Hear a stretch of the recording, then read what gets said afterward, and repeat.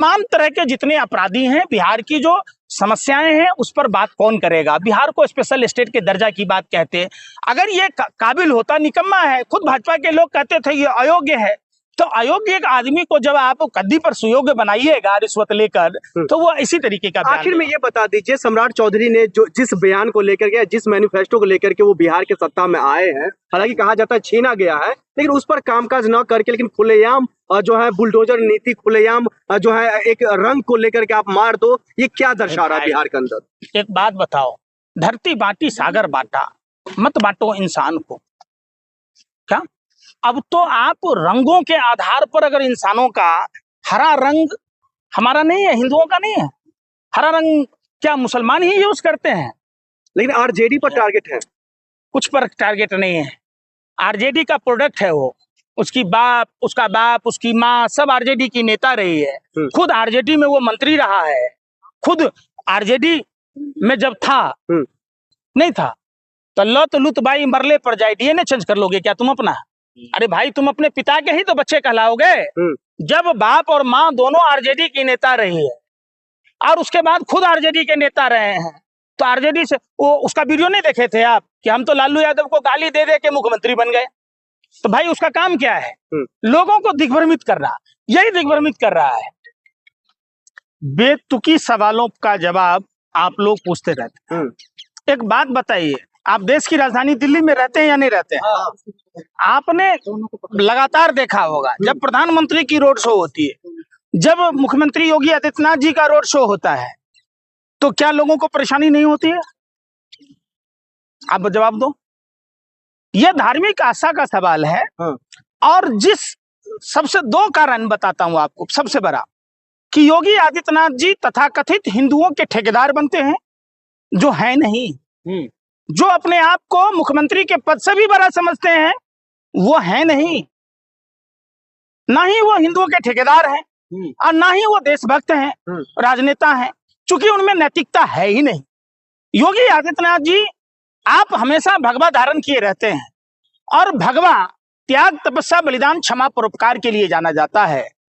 जो व्यक्ति भगवा धारण करता है, न उसका कोई दोस्त होता है, न दुश्मन होता है। साधु और संत किसको कहते हैं? साधु है ये।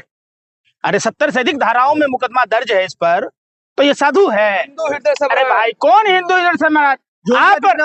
आप कलयुगी रावण और कालनेमी को अगर हिंदू हृदय सम्राट कहते हैं, तो फिर राम और हिंदू धर्म के जो सदाचारी साधु हैं, जो आप समझिए, हमारे सनातन में कथा आपने सुनी होगी, साधु का स्वभाव है परोपकार करना और बिच्छू का काम है डंक मारना।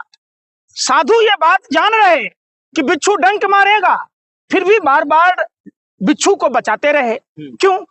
क्योंकि वो साधु थे। अरे क्या यार, सुनने रहा, आप साफ साफ बोले, आप नमाज का समर्थन करते हैं?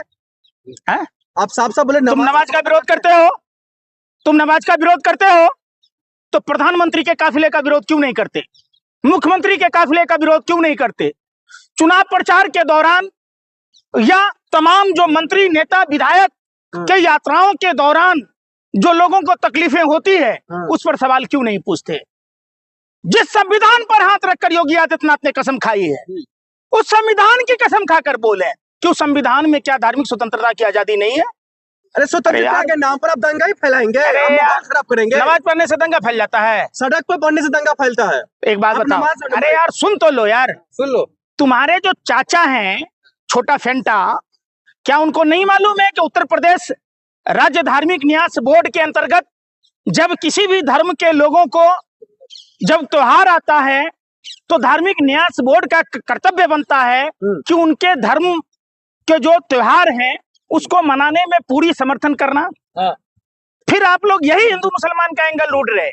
सवाल है कि जब देश के मुसलमान भाई अमन भाईचारा के लिए, देश के तरक्की के लिए, देश के बेहतरी के लिए जब गाय को राष्ट्रमाता घोषित कराने की बात कह रहे, योगी के मुंह से सुना है क्या?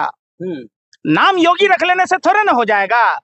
अरे यार सुन लो, अगर नाम रखने से कुछ हो तो तुम अपने गांव का नाम लंदन रख लेना, पेरिस रख लेना, हैं?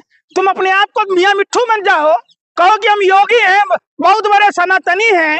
तो सनातन का 4 स्तंभ है, अच्छाई की जय हो, बुराई का नाश हो, प्राणियों में सद्भावना हो, विश्व का कल्याण हो।